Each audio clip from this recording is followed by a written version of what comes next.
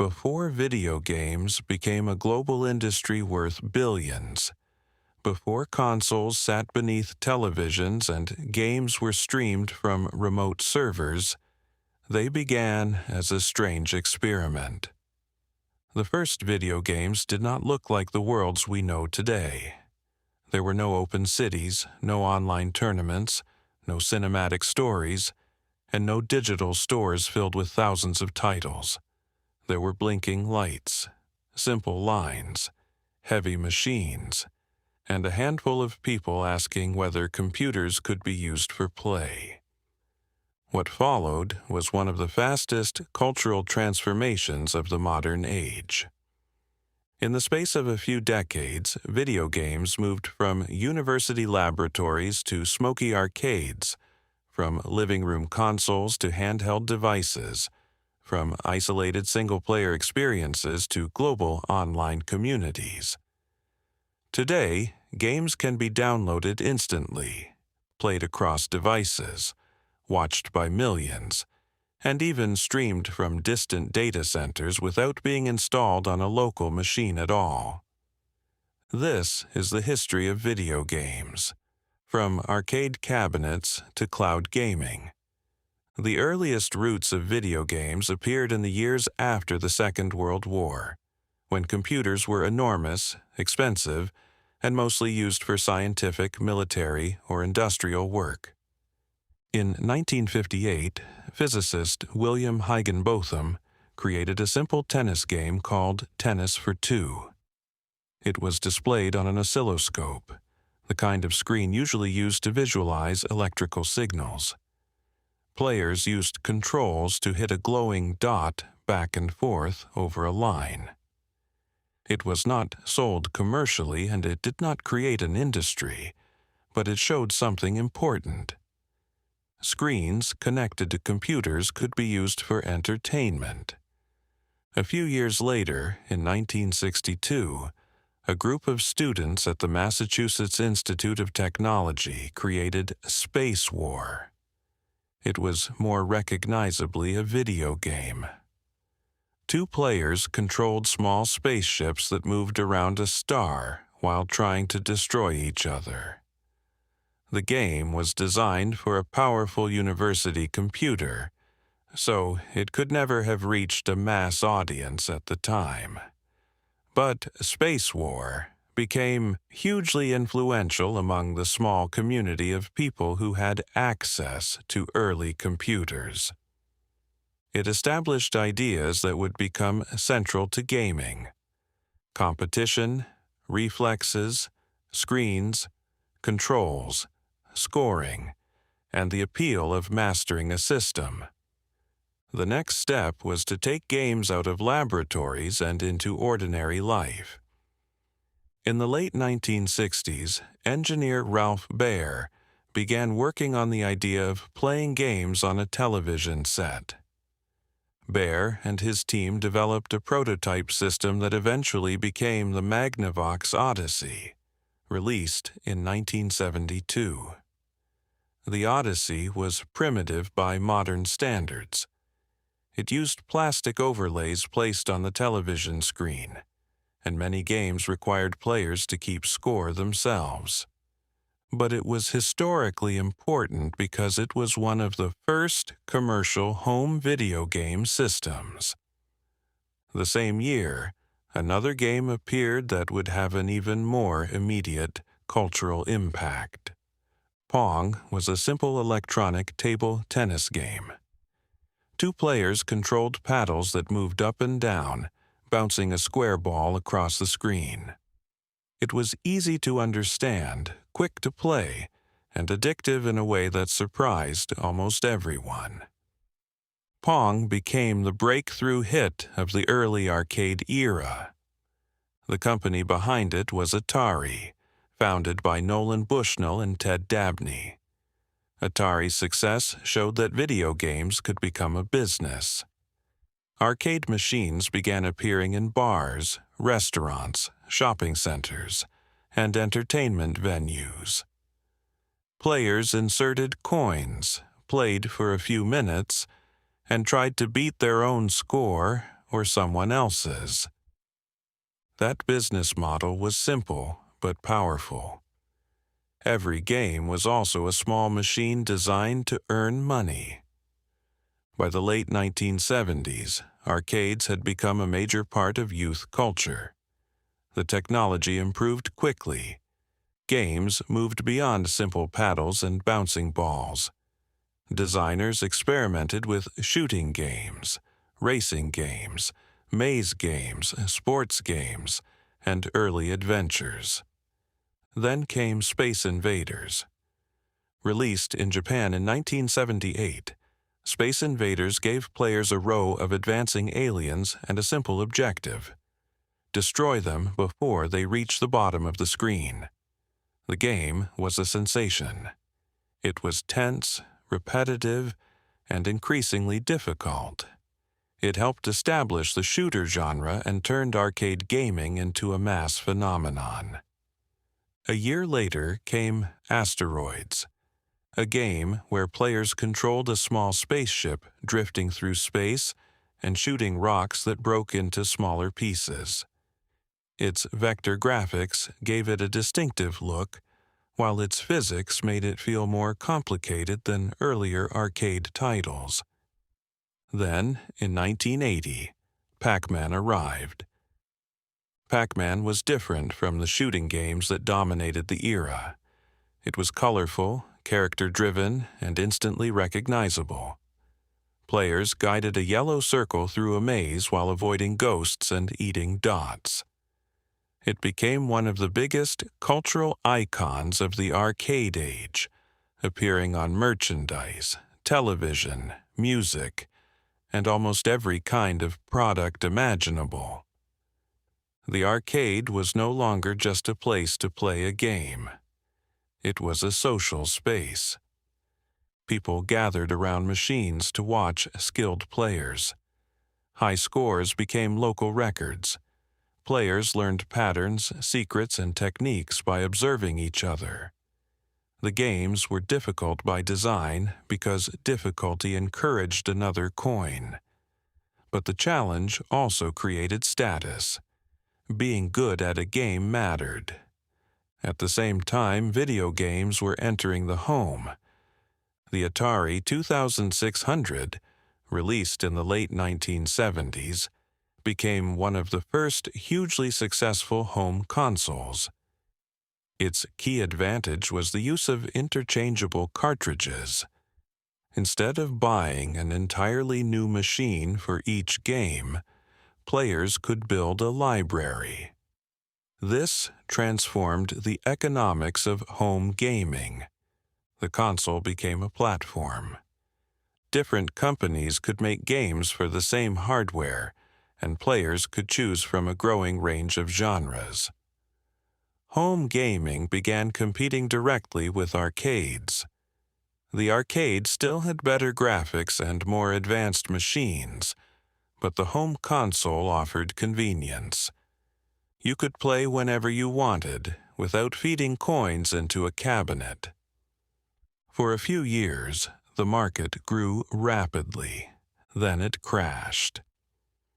In 1983, the North American video game industry suffered what became known as the video game crash. Too many consoles, too many low-quality games, and too much retail confusion had flooded the market. Many companies rushed to cash in on the boom. Some games were released unfinished or poorly designed. Consumers lost confidence.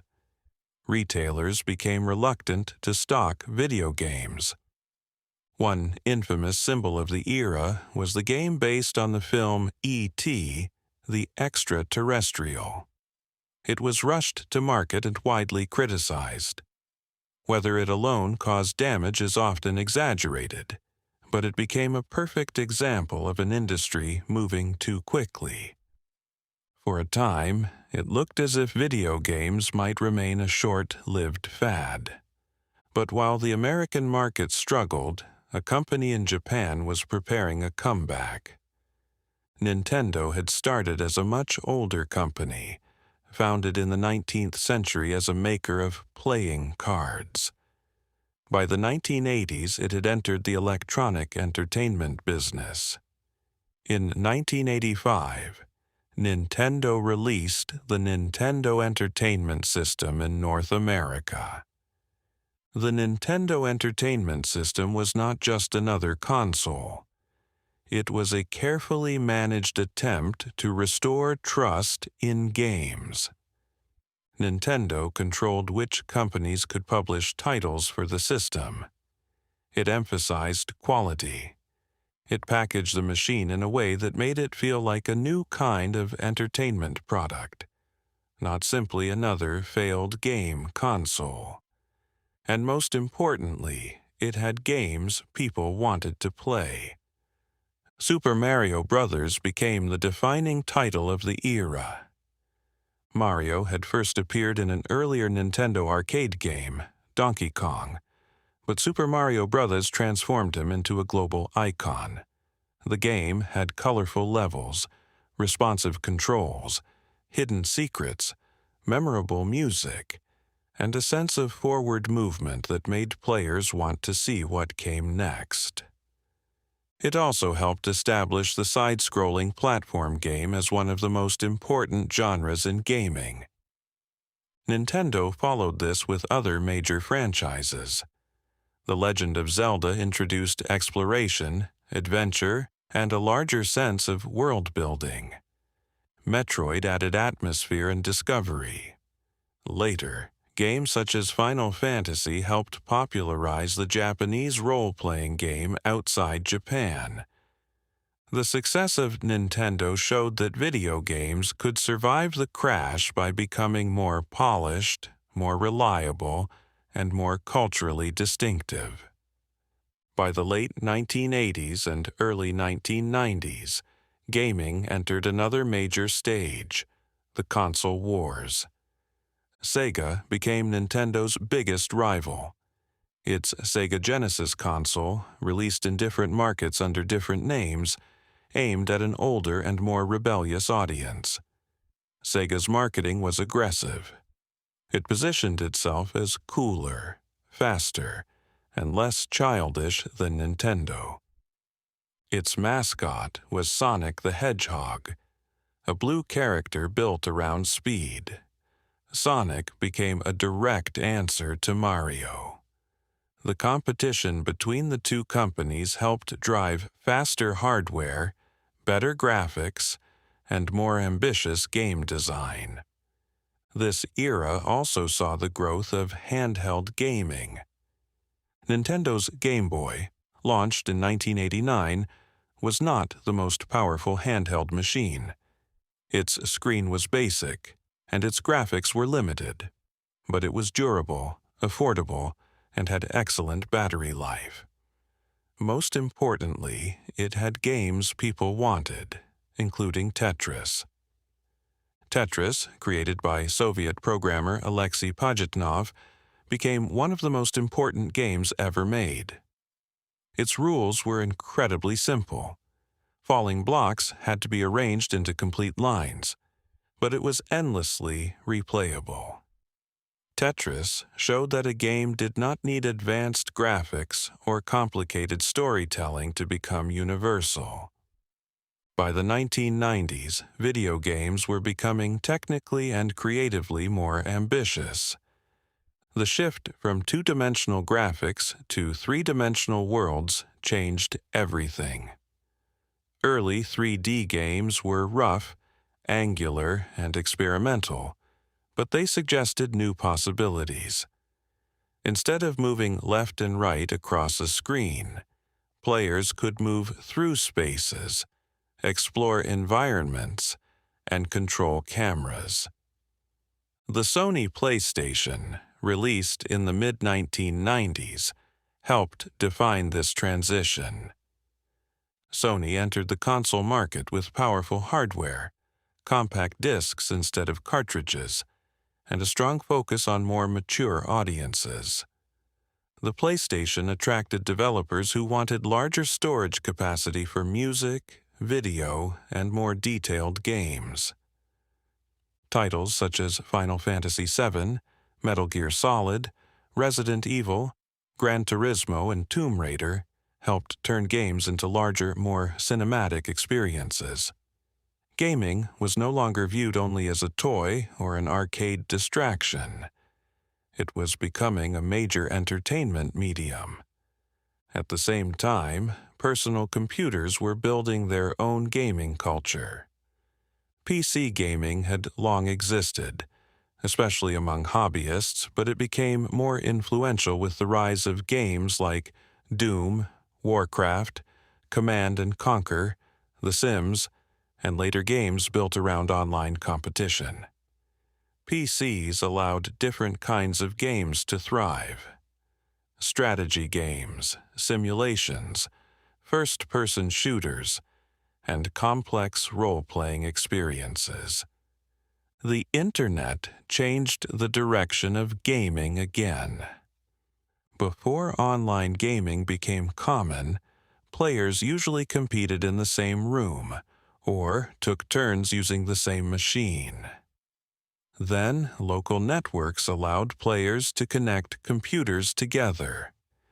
Games such as Doom and Quake helped build a culture of multiplayer competition. As internet access spread, online gaming expanded dramatically. Massively multiplayer online games allowed thousands of players to inhabit the same virtual world. Games such as EverQuest and World of Warcraft made online gaming social in a new way.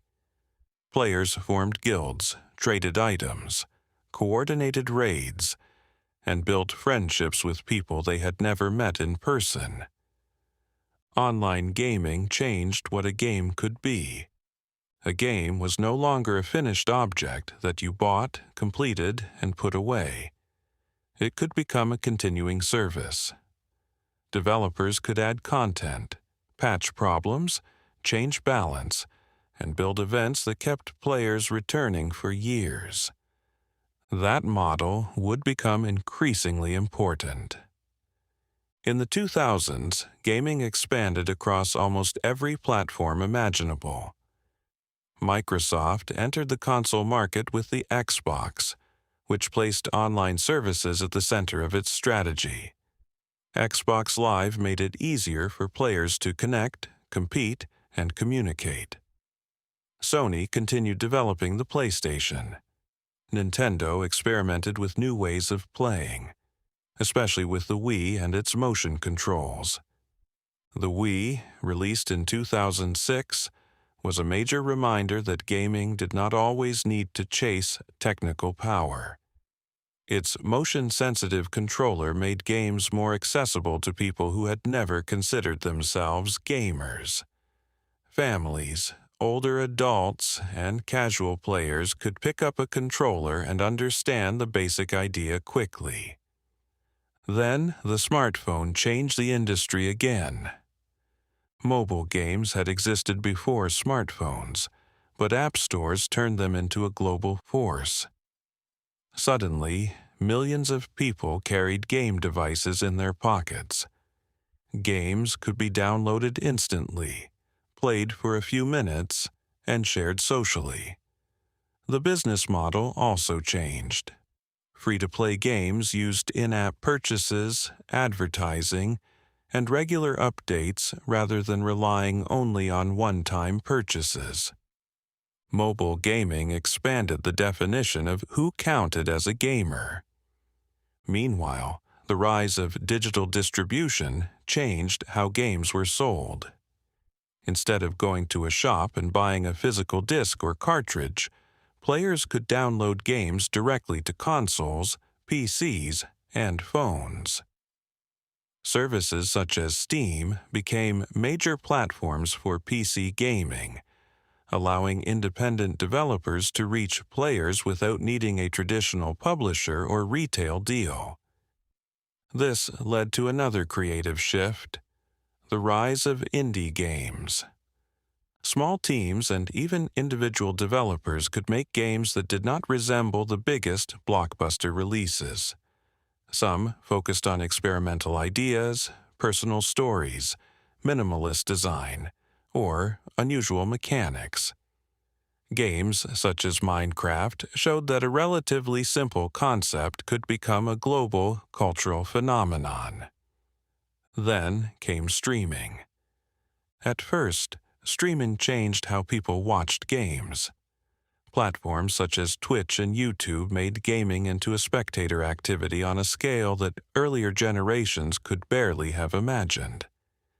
People watched competitive tournaments, speedruns, live broadcasts, and ordinary players reacting to games in real time. Esports emerged as a major industry, with professional teams, sponsors, audiences, and tournaments watched by millions. But streaming also began changing how games were played. Cloud gaming is built on a simple idea.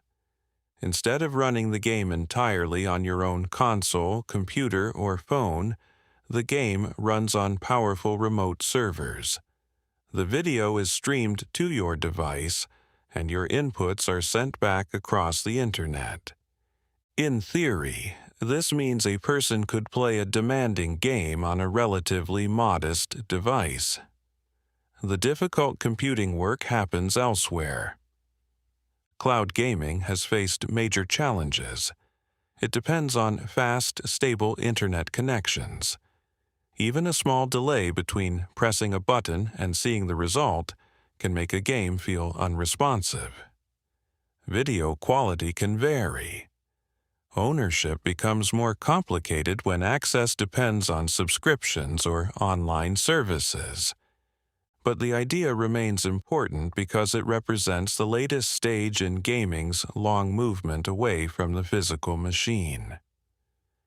At first, the game was tied to a cabinet. Then it was tied to a cartridge, then a disc, then a download. Now, increasingly, it may be tied to an account, a subscription, and a server somewhere far away. From arcade cabinets to cloud gaming, video games have repeatedly reinvented themselves because they have always been shaped by changing technology. But the technology is only half the story. The other half is human. People play games to compete, to explore, to escape, to socialize, to create, and to experience stories in which they have some control over what happens. A video game can be a sport, a puzzle, a work of art, a social space, a business, or simply a way to spend 20 minutes on a train. The machines have changed almost beyond recognition. The blinking screens of the first experiments became arcade cabinets. Arcade cabinets became home consoles.